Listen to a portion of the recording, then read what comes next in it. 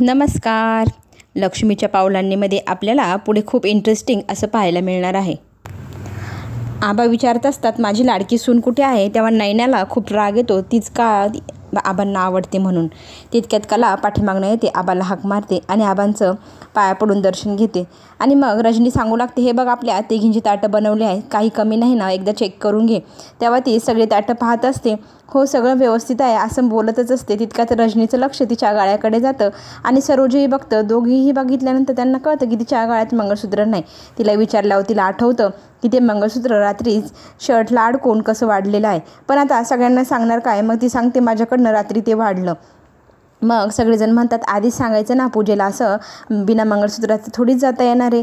आबा मग म्हणतात ठीक आहे अद्वैक, जा बरं आपल्या कपाटात नवीन कलेक्शन ठेवलं आहे ना, त्याच्यातलं एक मंगळसूत्र घेऊन ये. अद्वैक म्हणतोच तो, नको आबा ते नवीन कलेक्शन आहे. आबा त्याच्यावर रागवतात. मग नवीन कलेक्शन काय सुनबाईपेक्षा मोठं आहे का? आपली घरची लक्ष्मी बिना मंगळसूत्राचं पूजा करणार का? तेवढं जे सांगितलं तेवढं कर बरं, जा ते मंगळसूत्र घेऊन ये. मग अद्वैकला आबांनी सांगितल्यानंतर लगेच तो जातो आणि मग कपाटातनं नवीन कलेक्शनमधलं मंगळसूत्र घेऊन येतो. सगळ्यांचा खूप संताप होत असतो, एवढं नवीन कलेक्शनमधलं मंगळसूत्र आणि सगळ्यात पहिलं ते कलाला घालणार. रोहिणीच्या तर चेहऱ्यावरचा रंगच उडतो, तसाच सरोजच्याही चेहऱ्यावरचा रंग उडतो, नयनाचाही उडतो. पण रजनीला आनंद वाटतो की आपल्या घरची लक्ष्मी किती सुंदर दिसते मंगळसूत्र घातल्यानंतर. पण मंगळसूत्र अद्वैक आणून देतो आणि कलाला म्हणतो हे घे. आबा त्याला रागवतात, ते मंगळसूत्र तिच्या गळ्यात घाल, असं परक्या माणसासारखं तिच्या हातात काय टेकवतोय? आजचा दिवस किती शुभ आहे, वटपौर्णिमा. तिने तुझ्यासाठी 7 जन्म तूच नवरा मिळावा म्हणून उपवास केला आहे आणि तुला साधं मंगळसूत्र घालता येत नाही? घाल बरं तिच्या गळ्यामध्ये, असं म्हणत लगेच अद्वैकने ते मंगळसूत्र काढलं आणि मग कलाच्या गळ्यात ते घातलं. आबांनी सांगितलं, आबांचा मान राखला, त्याने ते मंगळसूत्र तिच्या गळ्यात घातलं. पण तिच्याकडे तो रागारागाने पाहतो, माझ्याकडनं अपेक्षा ठेवू नको, मी काय तुझा खरा नवरा नाही होणार आहे. इकडे सगळेजण नाश्ता करण्यासाठी टेबलवर बसलेले असतात. तितक्यात कलाचे वडील म्हणतात की तू नाश्ता करणार नाहीस का? 2च प्लेट का आणल्या? आजही तू कारण देशील आणि उपाशीच राहून जाशील. तेव्हा ती म्हणते, अहो आज तुम्ही विसरलात का? वटपौर्णिमा, दरवर्षी मी तुमच्यासाठी हा उपवास करते. आज मी निर्जली उपवास करणार, काहीही खाणार नाही. तुम्ही मला हट्टही करू नका बरं. तितक्यात तिचे बाबा म्हणतात की दरवर्षी करतेस ना, आता किती वर्ष झाली आपल्या लग्नाला, का करतेस उपवास? नको करू, मीच तुला 7 जन्मी नवरा मिळणारच आहे, तुला सहनच करावं लागणार मला, असं म्हणत हसता. आणि मग तिला खरंच खाऊन घे, नको करू एवढा कडक उपवास, असंही ते म्हणत असतात तिच्या काळजीपोटी. पण कलाची आई म्हणते नाही, मी दरवर्षी तुमच्यासाठी उपवास करते, आत्ताही करेल. मग त्यांना ती जावा तिकडं असंच म्हणते. आणि लगेच काजल म्हणते, हे जावा तिकडं जावा तिकडं इतकी वर्ष मी ऐकते, याचा अर्थ मला आजपर्यंत कळलेला नाही. जावा तिकडे म्हणजे बाबांना तू नक्की कुठे पाठवतेस गं, ते तरी मला सांग, आजपर्यंत मला हे गूढच कळलेलं नाही, असं म्हणत ती तिच्या आईवडिलांना चिडवत असते. बाबांकडे पाहून खुणवते आणि आईला चिडवण्यासाठी हसत असते. तेव्हा बाबा म्हणतात, अगं जावा तिकडं म्हणजे माझ्या जवळ या, मला जवळ घ्या, असा अर्थ असतो, बाबा असं सांगतात. आणि मग तिची आई हसते आणि लाजू लागते. आणि कला ही पुन्हा तिला चिडवत असते, शिट्टी वाजवते आणि म्हणते, आज जर कलाताई इथे असते तर तिला किती आनंद झाला असता, आपण अशा गप्पा मारल्या असतात, तिला किती भारी वाटलं असतं तुला बाजू घेताना तुझी, मी तुला चिडवल्यानंतर. मग लगेच कलाची आई म्हणते, आज नैना आणि कलाचाही पहिलं वटपौर्णिमेचा सण. आज नैना तर नाही करू शकणार कारण तिला दिवस आहे, वडाची पूजा करणार नाही आणि उपवासही करणार नाही. पण माझी कला आज उपवास करणार, नटून थटून वडाला पूजायला जाणार, 7 फेरे घेणार. ते क्षण तिला आठवू लागतात. कला इकडे खरंच तशीच पूजेला गेलेली असते वडाच्या. तेव्हा रजनी सांगते, आज तुझी ही पहिली वटपौर्णिमा, आज तू पहिले वडाचं पूजन कर. मग कलाला ती सांगते कसं कसं पूजन करायचं. आधी पान ठेव, सुपारी ठेव, मग सगळं विडा पान सगळं मांडायला सांगते. ते मांडल्यानंतर देवीचे ओटीचं सामान ठेवायला सांगते आणि पूजा करून झाल्यानंतर वडाला प्रदक्षिणा घालायलाही रजनी तिला शिकवत असते. ती सगळं काही रजनी सांगते तसं करत असते. पण त्या क्षणाला तिच्या मनात एक विचार येत असतो, आज मी ही पूजा अद्वैकसाठी करते. आमचं लग्न कुठल्या परिस्थितीत झालं हे सगळ्यांना माहिती आहे. घरातल्या सगळ्यांचं मन तर जिंकले, पण अद्वैकचं मन अजून जिंकता आलं नाही. अजून आमच्या दोघांच्या नात्याचं काय असणार स्वरूप तेच तिला कळत नसतं. आणि हे सगळं सरोजही पाहत असते. सरोजची चिडचिड होत असते, हिला माझा मुलगा नवरा बायको मानत नाही, मी हिला सून मानत नाही, मग ही तरी कशाला वटपौर्णिमेचं पूजेची नाटकं करून राहिली. पण कला खरंच मनापासून देवाची प्रार्थना करते, आमचं जे काही असेल ते देवा मला संकेत दे. तितक्याच संकेत म्हणून रजनी म्हणते, हे बघ किती चांगला दिवस आहे, तुमचं लग्न कुठल्याही परिस्थितीत हो, पण आज वटपौर्णिमेच्या दिवशी अद्वैकने तुला पुन्हा एकदा मंगळसूत्र घातलं. हा देवाचा कौलच समजावा का? आबांनी जरी सांगितलं घाल, पण त्याने ते घातलं.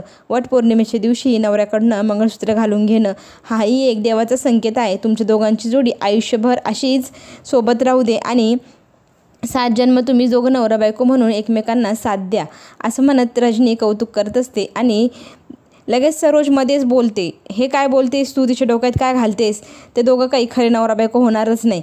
तेव्हा हे तिला खोटी स्वप्न दाखवणं बंद कर. हे लग्न आबांनी सांगितले म्हणून माझ्या मुलांनी मान ठेवला आणि आजही आबांनी सांगितलं म्हणूनच मंगळसूत्र घातलं, याला काही अर्थही नाही आणि त्याचं काही संकेतही काही समजू नको, असं म्हणत कलाला तडातडा बोलू लागते सरोज. इकडे अद्वैकही त्याच गोष्टीच्या विचारात असतो. आज जे काही घडलं, आबांनी मंगळसूत्र घालायला लावलं आणि याच्या आधीही आबांनी सांगितलं म्हणून त्याला लग्न करावं लागलं, ते क्षणही त्याला आठवत असतात. त्या विचारात तो बुडलेला असतो. आमच्या नात्याचं नेमकं नाव तरी काय? तितक्यात तिथे आबा येतात. आबा म्हणतात, काय करतोय? तो म्हणतो, मी लॅपटॉपवर काम करतोय. आबा म्हणता, लॅपटॉप तर बंद आहे, मग कसलं काम करतोय तू? तेव्हा तो सांगतो, इतक्यात बंद केला आबा, मी विचार करत होतो डिझाईनची. तो विषय टाळू लागतो, पण आबा त्याला पुन्हा आठवण करून देतात, हे बघ आता तू सुनबाईंशी काळजी घ्यायची. जरी तुमचं लग्न कुठल्याही परिस्थितीत झालं, पण माझी अशी इच्छा आहे तुम्ही दोघांनी सुखी संसार करावा, एकमेकांना समजून घ्यावा, एकमेकांना साथ द्यावी. आणि त्याच्यामध्ये कला तर कुठेच कमी पडताना मला दिसत नाही, पण तूही तिला चांगला प्रतिसाद द्यावा, तिला समजून घ्यावं, तिची साथ द्यावी आणि तुमच्या दोघांचं नातंही 7 जन्म टिकावं. मग आबा त्याला काही टिप्स सांगण्यासाठी खाली बसतात. आबा त्याला सांगू लागतात, हे बघ ती खूप गुणी मुलगी आहे, तिच्या मनातल्या भावना समजून घे, ती ह्या घराला कसं सांभाळते, मलाही आणि ह्या घरच्यांचं सगळ्यांचं मन तिने जिंकलेलं आहे, आता फक्त तुझाच विषय राहिलेला आहे आणि तूही तिला हळूहळू समजून घ्यावं, असं म्हणत आबा तिथून निघून जातात.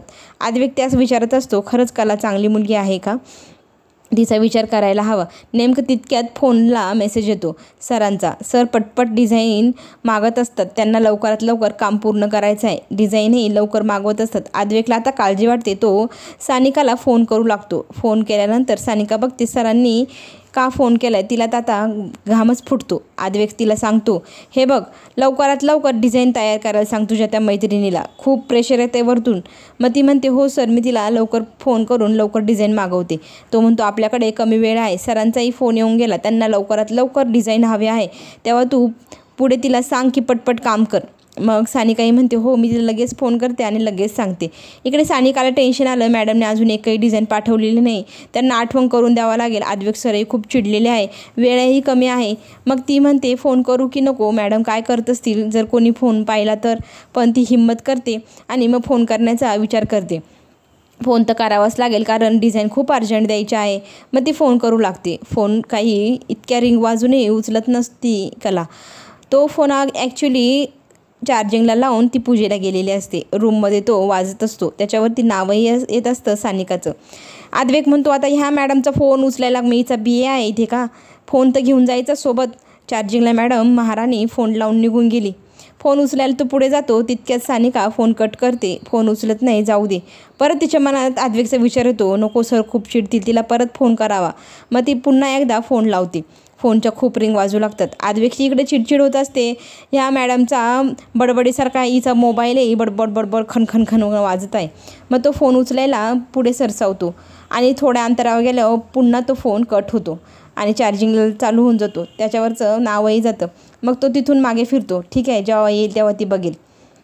इकडे मस्तपैकी हॉटेलमध्ये काजलनी सोहमला बोलवलेलं असतं. तिला खूप महत्त्वाचं त्याला एक गोष्ट सांगायची आहे, त्याच्यासाठी तिने बोलवलेलं आहे. त्याच्याशी बोलण्याचा ती प्रयत्न करतच असते, तर लगेच फोन वाजतो. तो म्हणतो, सॉरी मला एक महत्त्वाचा कॉल येत आहे, मी तो घेतो हां. मग तो फोनवर बोलू लागतो. त्याच्या पेंटिंगविषयी त्याला सरांनी फोन केलेला असतो. काजल वाट पाहत असते, तिचा संताप होत असतो. पण इकडे सोहम फोनवरती वेगवेगळ्या डिझाईन त्याच्याबद्दल पेंटिंगबद्दल बोलतच असतो. काजल वाट पाहून पाहून थकू लागते. ती त्याला खुणवत असते. मग तो फोन ठेवतो आणि मग तिला म्हणतो, सॉरी हां खूप महत्त्वाचा फोन होता म्हणून मला तो घ्यावा लागला. बरं बोल ना, तू काय बोलत होती. तेव्हा ती सांगू लागते, मला ना खरं तर जॉब हवा आहे, जॉबसाठी मी तुला तितक्यात त्याला पुन्हा फोन येतो, तो फोनवर बोलू लागतो. आता काजलचा मात्र संताप होतो. 2 वेळा झालं, तिसऱ्यांदाही तोच फोन वाजतो. मग काजल त्याच्या हातातनं फोन खेचून घेते आणि तू फोनवरतीच बोलणार आहेस का, माझ्याशी बोलायला आला आहेस ना, असं म्हणत ती लगेच म्हणते ठीक आहे तू फोनवर बोल, मी निघते, माझ्या घरी जाते. तिचा हात पकडून तिला तो खाली बसवतो.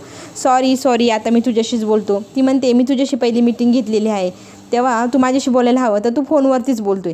खरं तर मला कामाची गरज आहे, मला काम शोधायचे, जॉब पाहिजे, त्याच्यासाठी मी तुला इथं बोलवलं आहे आणि तू फोनवरतीच बोलतोय. पुन्हा त्याला फोन येतो, तो फोनवर बोलू लागतो. खूप महत्त्वाचा असतो, त्याला बोलावंच लागतं.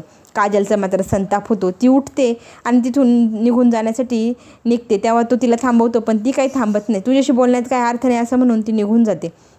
इकडे कला रूममध्ये येते. रूममध्ये आल्यावर चार्जिंगला फोन असतो, ती पाहू लागते. इतके सगळे मिस कॉल. मग ती मेसेज चेक करते. मेसेजमध्ये तिने लिहिलेलं असतं, मॅडम आद्विक सर खूप चिडले आहे, त्यांना डिझाईन लवकरात लवकर हवे आहे, त्यांना वरतून प्रेशर येत आहे त्या डिझाईनसाठी. मग आता तुम्ही लवकर डिझाईन बनवायला घ्या बरं, आणि ज्या तयार असतील त्या मला पाठवा. मग कला तिला मेसेज करते, आता मी 3 डिझाईन बनवले आहे, पण संध्याकाळपर्यंत जितक्या जमतील तितक्या जास्त डिझाईन तुला मी देण्याचा प्रयत्न करते. मेसेज करून फोन खाली ठेवून देते. मग ते आरशासमोर जाऊन उभी राहते. तितकेत आद्विक रूममध्ये येत असतो. मग ती रूमच्या बाहेर जायला निघते. मग दोघांची एकमेकांजवळनं जाण्याची पोझिशनमध्ये तिचा पदर आद्विक पकडतो. आद्विकने तिचा पदर पकडलेला पाहून ती त्याच्याजवळ मागे वळून पाहते. आता याचं काय, याने माझा पदर का ओढला आहे म्हणून त्याच्या जवळजवळ ती जाऊ लागते. आद्विक बघतो ही माझ्या इतकी जवळ का येते, तो घाबरतो. अगं तू थोडीशी लांब हो, माझ्या इतक्या जवळ का येते. ती त्याच्याकडे रोमॅन्टिक मूडमध्ये बघत असते. आणखी जवळ त्याच्या जात असते. तसा तो मागे मागे सरकू लागतो. माझ्याजवळ काय येते तू म्हणून तिला विचारू लागतो. तेव्हा ती त्याचा हात पकडते आणि त्याला दाखवते, तुझ्या हाताला माझा पदर अडकला आहे, तो काढण्यासाठी मी तुझ्याजवळ आली आहे असं सांगू लागते. मग तो म्हणतो थांब मी काढून देतो, पण त्याला तो काढता येत नाही. मग कला तो पदर त्याच्या हातातनं काढते. तो म्हणतो पटकन सरक, माझा जीव गुदमरतोय. मग ती सरकायला जाते, तर तितक्यात तिच्या लक्षात येतं तिचं मंगळसूत्राचे टोक त्याच्या शर्टच्या 3ऱ्या नंबरच्या बटनमध्ये अडकतं. आता ते काढण्यासाठी ती प्रयत्न करू लागते. त्यालाही काढण्याचा प्रयत्न करू लागतो, पण दोघांकडनंही ते निघत नाही. तितक्यात तिथं काय नशीब दोघांचं सरोज येते. हे काय चाललं आहे, एवढ्या जवळ तुमचं दोघांचं काय कारण येण्याचं म्हणून ती विचारू लागतात. मग ती सांगते माझा चुकून त्यांना धक्का लागला म्हणून हे अडकलं. मग ती त्यांच्या दोघांमध्ये घुसते आणि ते दोघांचं मंगळसूत्र अडकलेलं खेचून बाहेर काढते. आद्विकला लाजल्यासारखं होतं. आद्विक तिथनं पटकन रूममधनं बाहेर निघतो. सरोज मात्र कलाला 4 शब्द ऐकवायला तिथे थांबते. माझ्या मुलापासून लांब राहायचं, ह्या जन्मातच काय 7 जन्मातही तुला माझा मुलगा मिळणार नाही, तू हे स्वप्न पाहिजे सोडून दे.